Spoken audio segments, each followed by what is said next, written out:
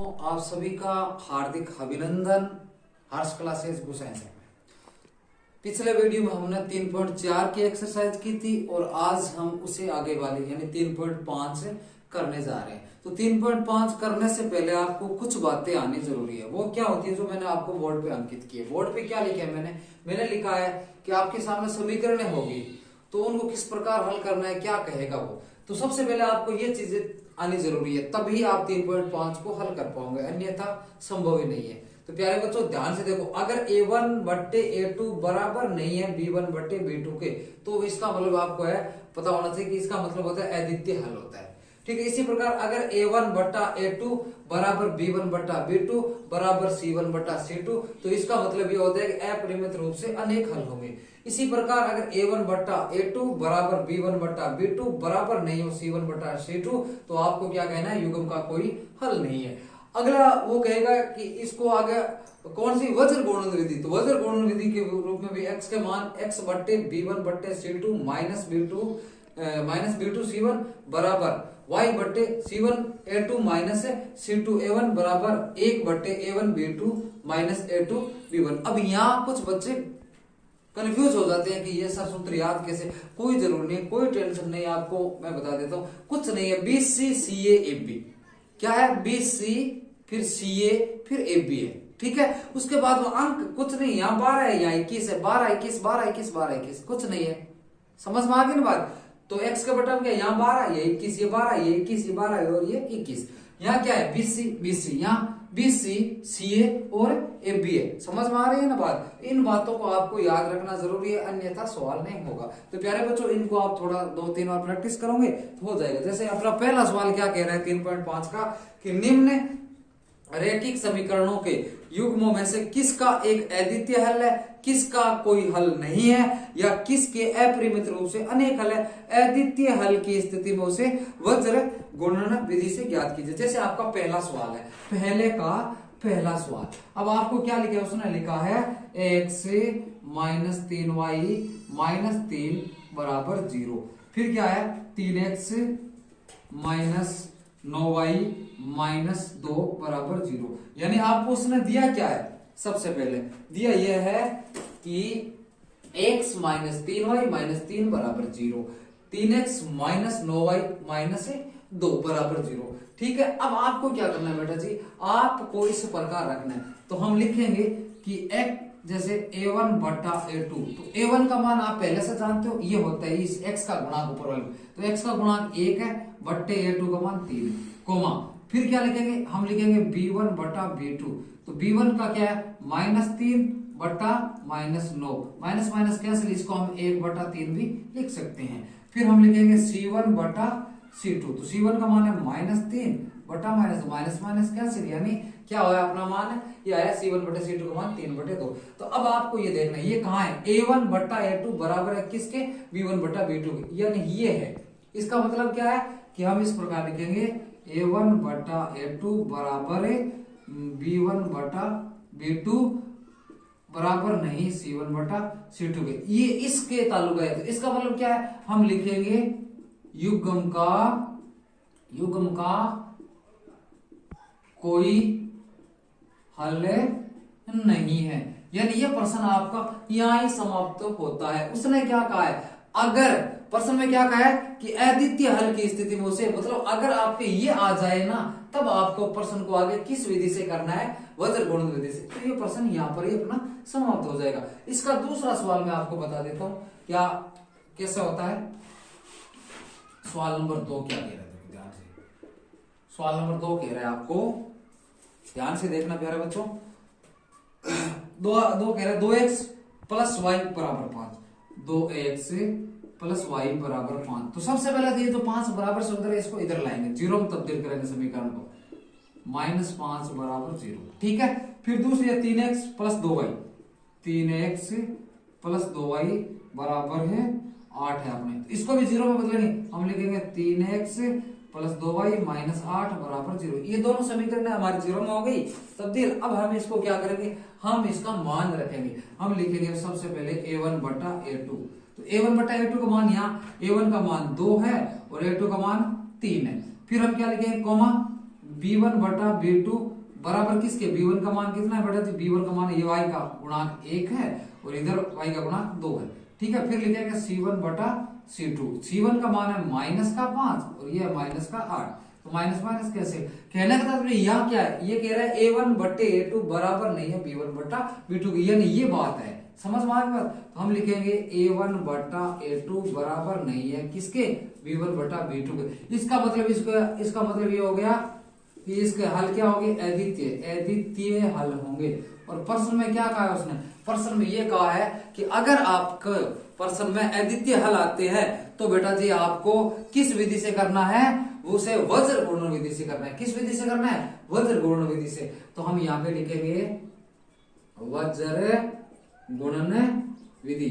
और वज्र गुणन विधि मैंने आपको अभी भी क्या बताया था, एक सूत्र बताया था, वो था x बटे क्या लिखेंगे b1 c2 minus b2 c1। ठीक है, बराबर लिखेंगे y बटे क्या लिखना है, bc के बाद मैंने आपको क्या कहा था ca, यानी ca मतलब c1 a2 minus c2 a1। ठीक है, इसके बाद में क्या है कहा, ab का मान आना चाहिए, यानी 1 बटा ab का मान आना, तो a1 b2 minus a2 b1, इस प्रकार सूत्र को रखना है और फिर इस सूत्र के अनुसार मान रखने। फिर देखो हमारे यहाँ पहले कौन है, x है, तो हम देखो यहाँ लिख देते हैं इस प्रकार, x बट्टा x के बट्टा में कौन है, b1 इंटू c2। b1 का मान कितना है बेटा जी, सर b1 का मान हमारे पास ये है 1, ये 1 लिख दिया।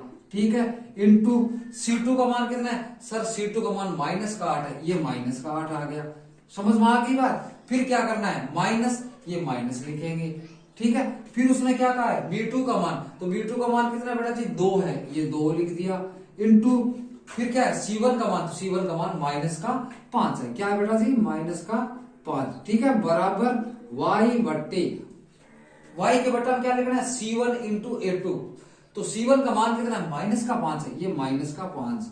ठीक है, इंटू क्या है a2 का मान, तो a2 का मान अपना कितना आया है सर, a2 का मान तो 3 आया हुआ है, ये 3 लिख दिए। ठीक है, माइनस, ये माइनस c2, तो c2 कितना अपना, c2 का मान कितना -8 है, ये -8 हो जाएगा। फिर इंटू में क्या रखना, इंटू a1 का, तो a1 का मान कितना है 2 है सर, ये 2 रख दिया। ठीक है, बराबर 1 बट्टे a1 b2, तो a1 का मान कितना है 2 है, ये 2 लिख दिए। इंटू b2 का मान कितना है सर, b2 का मान 2 है, ये 2 लिख दिया। ठीक है, माइनस फिर क्या लिखना है a2 का मान, तो a2 का मान कितना बेटा, a2 का मान 3 है, ये 3 लिख दिया। ठीक है, फिर इंटू b1 का मान कितना है 1 है। ठीक है, समझ में आ रही है बात। अब देखो ध्यान से, x बट्टे माइनस के 8 को 1 से गुणा करेंगे तो माइनस का 8 आ जाएगा। ठीक है, माइनस को माइनस से गुणा करते हैं तो प्लस आता है और 2 पंजे 10 होता है।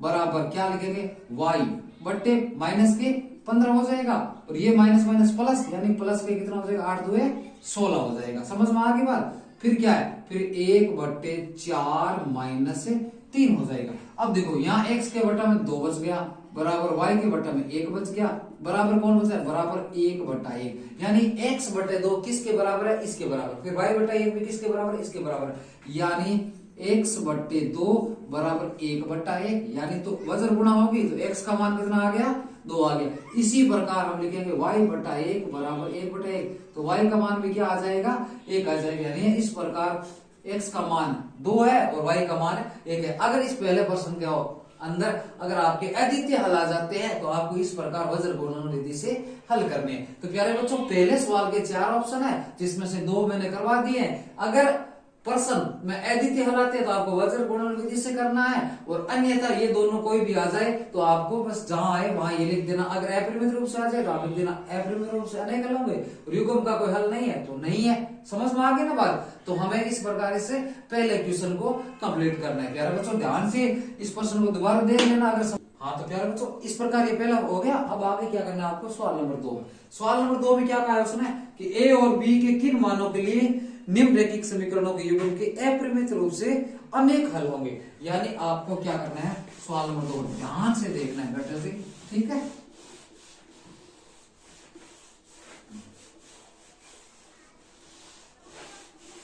यह मिटा देता हूं मैं, आप आगे रिवाइज करते रहना। दूसरा का पहला क्वेश्चन, दूसरे का पहला क्वेश्चन क्या कहता है, देखो उसने दिया 2x प्लस 3y बराबर 7, 2x प्लस 3y बराबर 7। ठीक है, आगे क्या दिया उसने, तो सबसे पहले तो इसको हम जीरो में तब्दील करेंगे, हम लिखेंगे 2x प्लस 3y माइनस 7 बराबर 0। फिर हम क्या लिखेंगे, यह है a माइनस बी की x, ठीक है, फिर plus a plus b y बराबर 3a प्लस बी माइनस 2। ठीक है, अब देखो इसको भी हम माइनस में बदलेंगे, जीरो में बदलेंगे, a minus b x plus a plus b y minus, ये इसको कोष्टक में डाल देंगे क्योंकि ये सभी की इसमें माइनस में बराबर 0। तो देखो बेटा जी उसने क्या कहा है, प्रश्न में कहा है कि a और b के किन मानों के लिए निम्न रैखिक समीकरणों के युग्म के अपरिमित रूप से अनेक हल होंगे। अब देखो सबसे पहले आपको मान रखना है किसमें, a और b के, हम लिखेंगे a1 बट्टा a2, ठीक है, बराबर क्या है, a का मान है अपना 2 बट्टा a2 का मान कितना है सर, ये है a माइनस बी, यही है। फिर देखो b1 बट्टा b2 बराबर किसके, b1 का मान है 3, ठीक है, और बट्टा के अंदर है a plus b coma c1 बटा c2, तो c1 के मान कितने हैं सर, c1 का मान है माइनस का 7, ये माइनस का 7 minus 3a plus b minus 2। ठीक है, अब माइनस माइनस कैसे, ठीक है। अब उसने क्या कहा है, उसने कहा है कि a और b के मान तब आपको ज्ञात करना है जब इसके जो युग्म है उसके अब अपरिमित रूप से अनेक हो लेंगे। तो हम लिखेंगे हम जानते हैं कि युग्म के अपरिमित रूप से अनेक हल होने के लिए क्या होना चाहिए, ये होना चाहिए a1 बटा a2 बराबर b1 बटा b2 बराबर c1 बटे c2। समझ में आ रही है ना बात, a1 बटे a2 बराबर b1 बटे b2 बराबर c1 बटे c2, तभी युग्म के अपरिमित रूप से अनेक हल होंगे। तो हम लिखेंगे मान यहाँ पे, देखो a1 के कितने, ये है सर 2 बट्टा a माइनस बी बराबर, फिर हम लिखेंगे 3 बट्टे a प्लस बी, ऐसा ही लिखेंगे। फिर हम बराबर में क्या लिखेंगे, बराबर में c1 का मान कितना है माइनस 7 बट्टे minus 3a plus b minus 2। ठीक है, माइनस माइनस कैंसिल हो जाएगा, समझ में आ रही है बात। अब देखो उसने क्या कहा है, उसने कहा ये इसके बराबर है तो ये भी इसके बराबर होगा, तो हम लिखेंगे इस प्रकार a बट्टा 2 बट्टा a माइनस बी बराबर 7 बट्टा 3a प्लस बी माइनस 2। कोई भी संख्या बट्टे में हो और बीच में अगर बराबर का चिन्ह हो तो हमें वजन गुणा करनी पड़ती है, तो हम गुणा करेंगे, ध्यान से देखो बेटा, इसको करेंगे तो 7a माइनस 7b बराबर 2 को इसे करेंगे तो क्या हो जाएगा, 2 तिया 6 हो जाएगा, 2 तिया 6 प्लस 2b माइनस 4। समझ में आ रही है बात। अब देखो हम इनको इधर लाएंगे, हम लिखेंगे 7a माइनस 7 भी था ही माइनस 6a और माइनस 2b बराबर माइनस के 4 बच जाएगा। समझ में आ रही है बात। अब देखो 7a में से 6a घट जाते हैं तो a बचता है, यहाँ कौन है माइनस का 7b और इधर है माइनस का कितने अपने माइनस का 2b, तो 7 और 2 कितने होते हैं बेटा जी, 7 और 2 कितने होते हैं, 7 और 2 माइनस के 9b हो जाएगी। समझ में आ रही है, देखो दोबारा देख लेना आप, 7 को a से गुणा किया 7a फिर 7b फिर 2 को इसे किया कितना हो गया 2 तिया 6, ठीक है, 2 दुआ 2b और 2 इंटू 2 4 हो जाएगी। अब क्या करना है, देखो अब ये जो प्लस में थे इधर आएंगे किसमें माइनस में आ जाएंगे। समझ में आ रही है बात, और जो इधर माइनस में थे इधर प्लस में हो जाएंगे। तो हमने क्या किया है 7a में से 6 घटा दिया, कितना हुआ अपने a माइनस 9b। फिर क्या करना है आपको, ये इधर कौन बच गया बेटा जी, इधर बच गया माइनस का 4। ठीक है, अब देखो a का मान कितना हो जाएगा, a बराबर क्या हो जाएगा, ध्यान से देखना बेटा जी, तो a बराबर हो जाएगा माइनस 4 प्लस 9b। समझ में आ रही है बात। सॉरी बेटा जी, मैंने आपको थोड़ा कठिन तरीके से बता दिया, मैं आपको थोड़ा सरल तरीके से बता रहा हूं। देखो इसको करना है जब एवरीवेयर से, मैंने आपको थोड़ा कठिन तरीका आपको सरल बता रहा हूं। देखो सबसे पहले हम क्या लिखेंगे, हम लिखेंगे इस प्रकार कि अगर ये दोनों बराबर, हम इस प्रकार लिखेंगे A1 बटे A2 बराबर B1 बटा B2। समझ में आ रही बात? मैंने वो पहले वाला जो तरीका वो ज्यादा कठिन ले लिया था, अब मैं थोड़ा सा ले रहा हूँ, ठीक है ना। तो A1 बटा A2 मान ये अपना A2 बटा A माइनस बी बराबर 3 बटा A प्लस बी, ठीक है। अब हम अगर गुणा करेंगे तो हम लिखेंगे 3A माइनस 3B बराबर, इधर क्या आएगा, हम लिखेंगे 2A प्लस 2B, ठीक है। अब इनको इधर लाएंगे तो हम लिखेंगे 3A minus 3B minus 2A minus 2B बराबर 0। अब देखो बेटा जी क्या हो रहा है, 3A में से अगर हम 2 घटा देंगे तो कितना हो जाएगा, सिर्फ A बच जाएगा। हाँ A बच जाएगा, ध्यान से देख रहे हैं, ठीक है। और माइनस का 3B और ये माइनस का 2B कितना हो जाएगा, माइनस का 5B बराबर 0। तो A का मान कितना हो जाएगा, A का मान आ जाएगा 5B। क्या है, A का मान 5B आ गया अपना, ठीक है। अब ये A का मान आया 5B, समझ में आ गई बात। तो ये अपनी क्या थी, ये अपने थी 1 नंबर समीकरण और ये अपने थी 2 नंबर समीकरण, इसको हम 3 नंबर समीकरण डाल देते हैं। समझ में आ रही है ना। आगे क्या करना है आपको ध्यान से, अगर A1 बटा A2 B1 बटा B2 के बराबर है ना, तो ये वापस हम ये भी कह सकते हैं कि सर A1 बटा A2 बराबर होगी C1 बटा C2 के, यानी A1 का मान कितना है, A1 का मान है ये 2 बटा A माइनस B, यही है अपना। फिर हम क्या लिखेंगे, बराबर C1 बटा C2।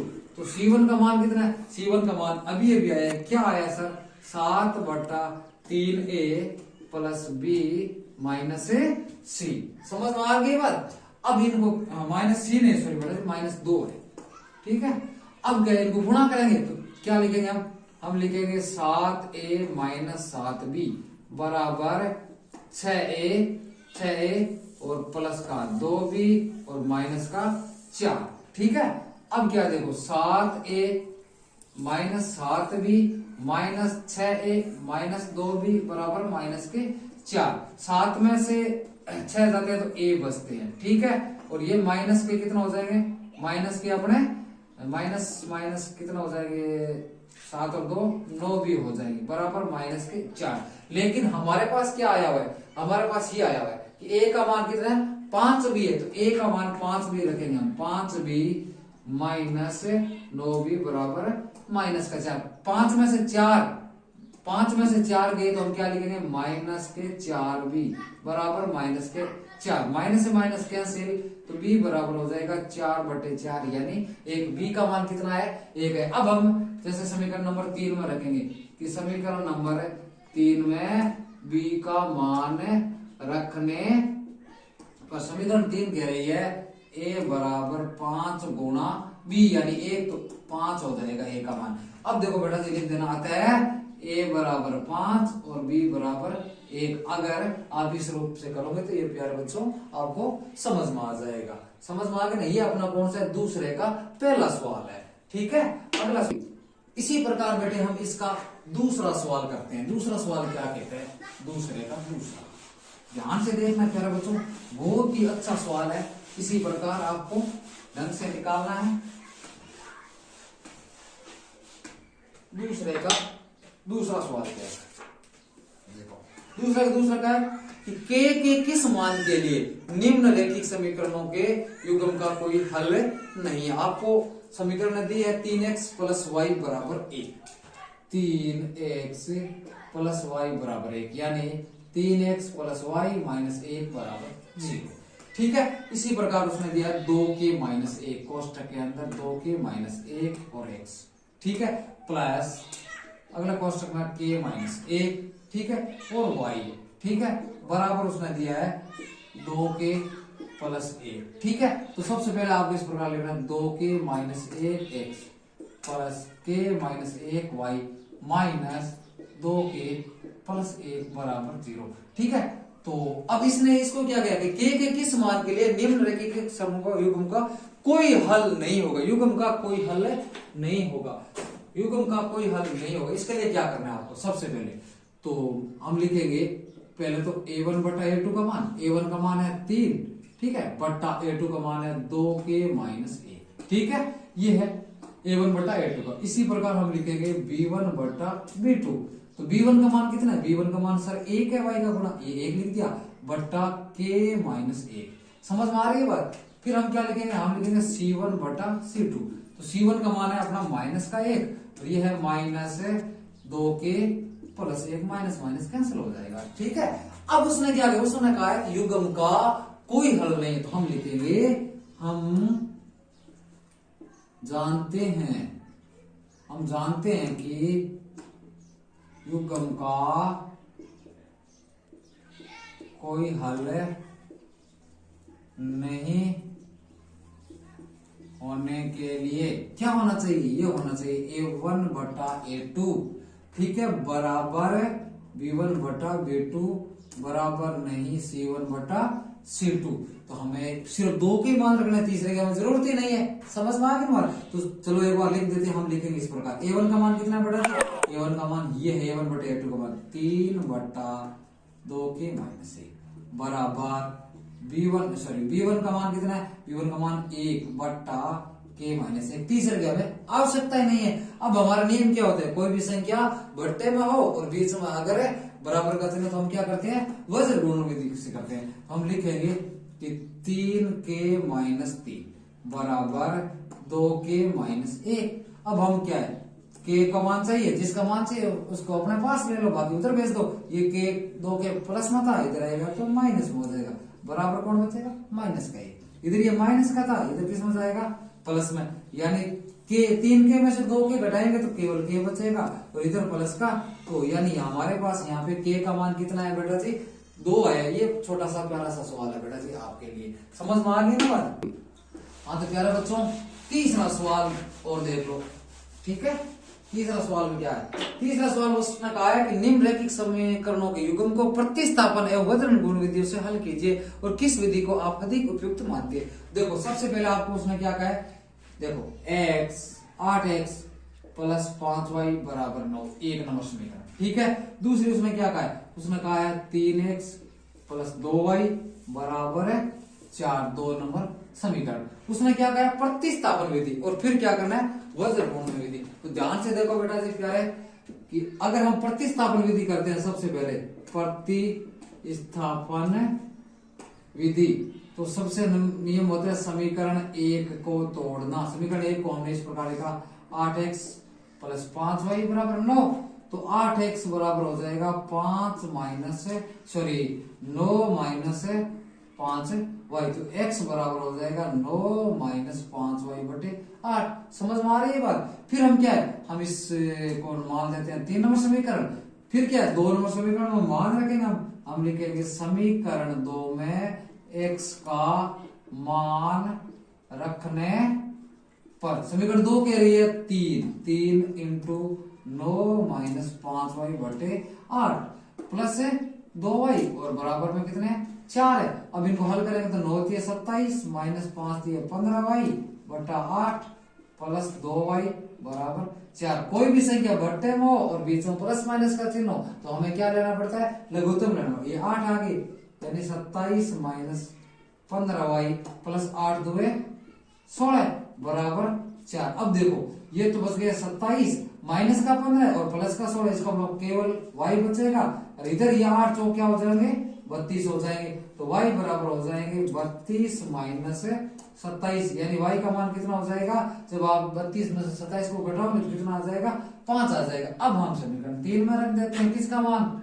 y का समीकरण 3 में y का मान रखने पर, तो समीकरण 3 कह रही है क्या, x बराबर 9 माइनस 5 इंटू 5 का मान कितना है, y का मान भी कितना है 5 है और बट्टे के अंदर कितने हैं 8, तो 9 माइनस 25 बटे 8 और 9 में से 25 घटाते हैं तो माइनस के 16 और बट्टे 8 बराबर माइनस के 2। ये किसका मान है, x का। ये किस विधि से, ये तो है अपने प्रतिस्थापन विधि से, लेकिन वो प्रश्न में क्या कह रहे हैं, प्रतिस्थापन विधि से भी करना है और आपको किस विधि से करना है, वज्र गुणन विधि से भी करना है। तो ध्यान से देखो, अभी मैं थोड़ा सा और कर देता हूँ वज्र गुणन विधि से। ध्यान से देखो,